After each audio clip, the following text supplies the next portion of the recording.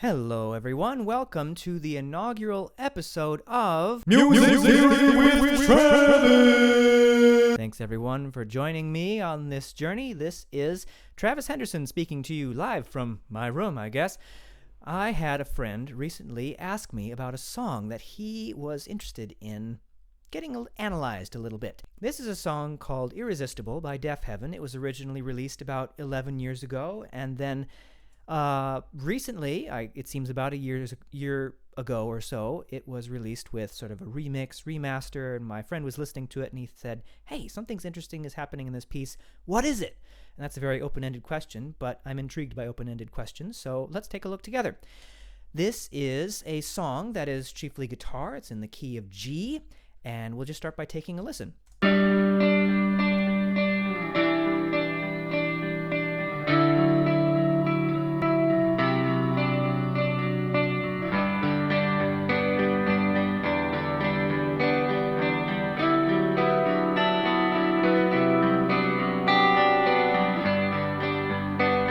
Okay, as time is of the essence, I'm going to give you a Cliff Notes version of this song. This song is very similar in sort of structure to other songs that are more classically known, like Pachelbel's Canon in D. This is a type of song where you start with some sort of idea and you build on it harmonically, and you sort of repeat that key idea, and all of your subsequent ideas musically lock in to that initial idea. So you kind of stay in the same place, but you kind of move and morph as time goes on and the song evolves. Let's take a listen back and sort of pick this apart. I have a little MIDI keyboard set up in front of me, and if we listen to this, we can pick apart these individual pieces. Okay, so first we have, you could think of two voices happening. Let me set up in front of my keyboard. So the first voice that I'm hearing is something like this, perhaps in the right hand on a keyboard, and maybe on a guitar, it's just this. I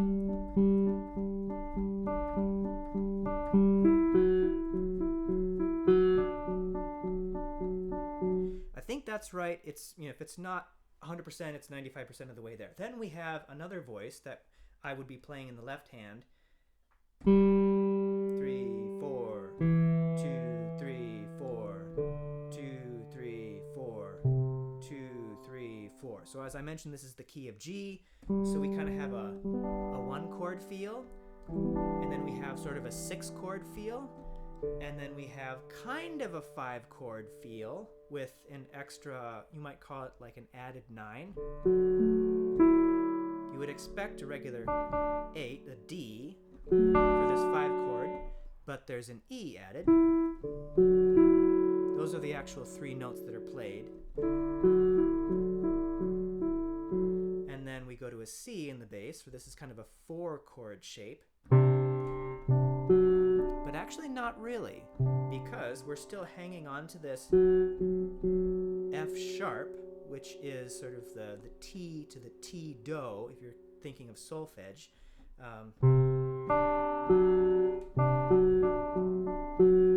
So what might be happening if you wanted to try and make a chord here, one way to think of this is this could be a representation, a sort of a sparse representation of a,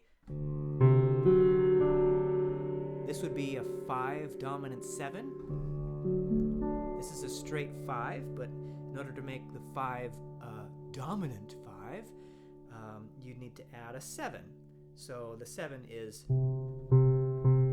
right there. Imagine taking the 8, or a D here in this case, and walking it down 2 half steps.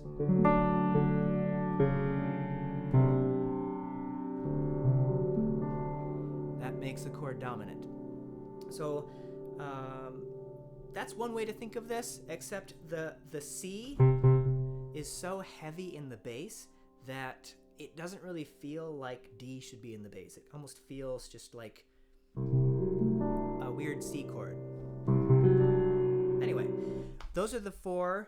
We've got a 1, and then a 6, and then a sort of a 5, and then a weird chord I'm not sure what to call. Those are the first first two voices that I hear, and then if we carry on, we'll hear more voices added in.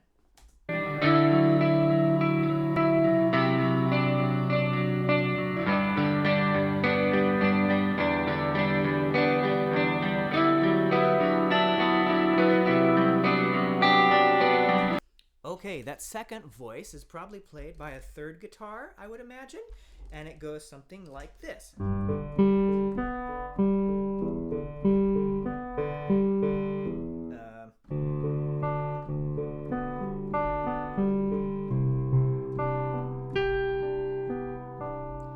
That is a part I'm a little less confident on the individual notes, but that's the overall idea. So that's another thing, and by and large, that is just adopting sort of a G chord shape in the right hand with a left hand, or sort of the bass note, the lowest note, going from a G down to an E, down to a D, down to a C. So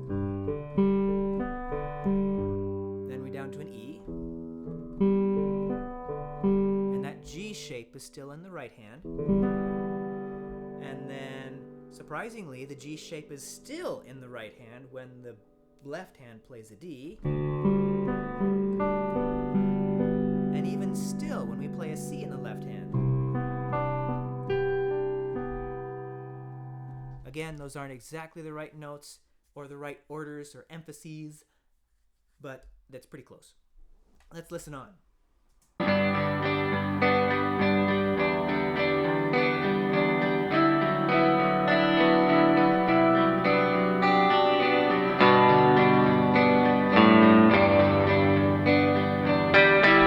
Introduction of a new part,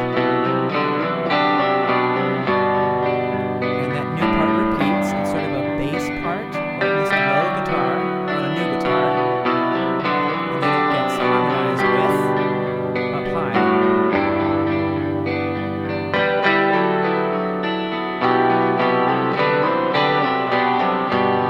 Okay, great. Let's unpack that a little bit. We've got a left-hand part, or a low part. We've got a low part and a high part. Low part is something like this. 3, 2, 3, 2, 3. Okay, I didn't play that perfectly, but that's the overall idea. And that part loops very nicely, which is great in this type of a song. Then we have the right hand, which is 2, 3, 2, 3. I think that's right. Okay. Together, those would sound something like.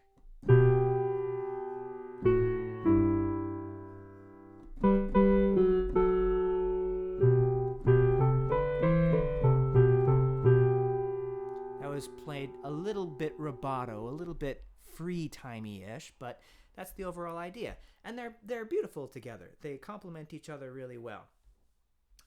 They initially start out as, you could call this in sixths. If I were to bring the bass note up an octave,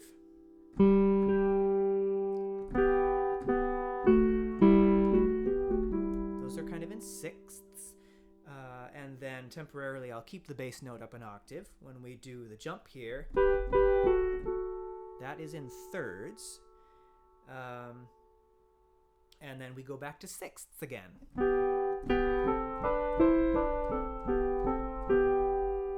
Now that's pretty cool.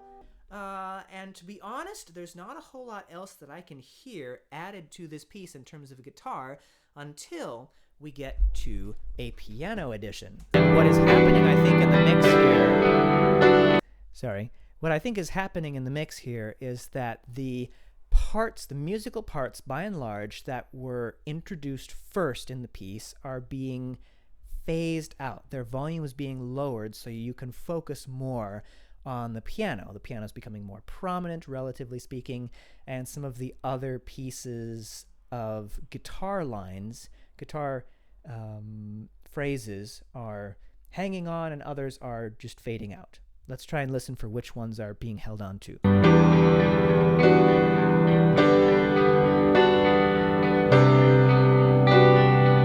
Okay, so at this stage, we kind of just have one guitar voice left. The guitar voice is the...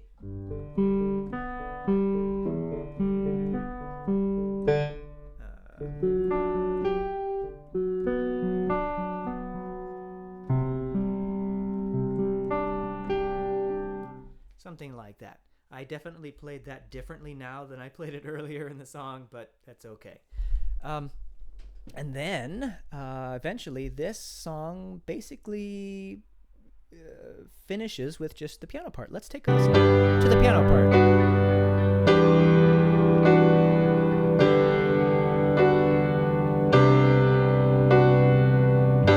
All right, the piano part is remarkably simple. It has two pieces. There is a right-hand shape on the piano, which is basically two chords, and then the left-hand shape is something we're already familiar with. So the left-hand shape is G, E, D, and then a C. We've had that happen before in other guitar parts that have been played. And then, so that the left-hand notes play once at the beginning of every measure, and then the right hand appears to just alternate between G chord, first inversion.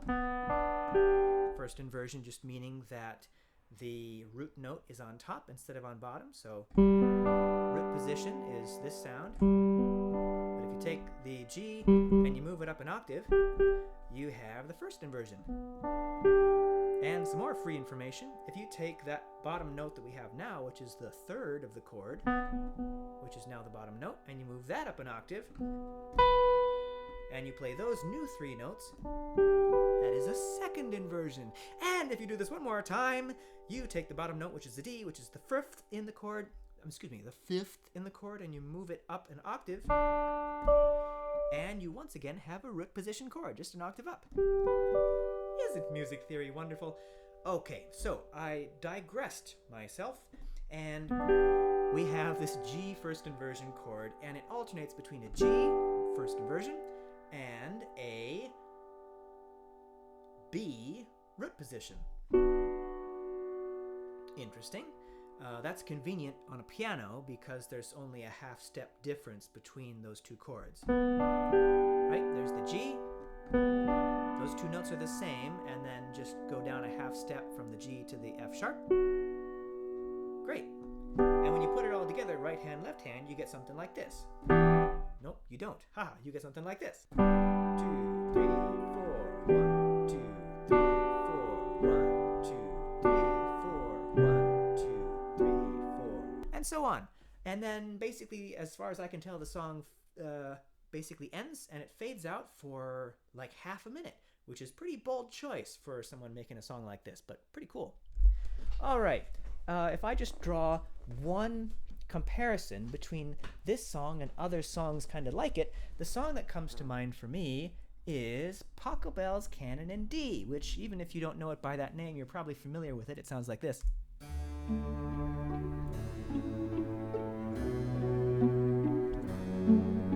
Alright, and allow me to do a little bit of play-by-play commentary over the top of this song. Apologies, because this is a great recording.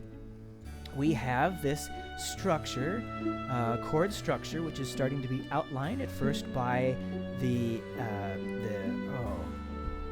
shoot, I forgot the name of this little piano instrument. I should know what it is. Harpsichord. Thank you. Thank you, Self. And then we have strings coming over the top of it, playing strophically, that is chord by chord, all together in the same rhythm.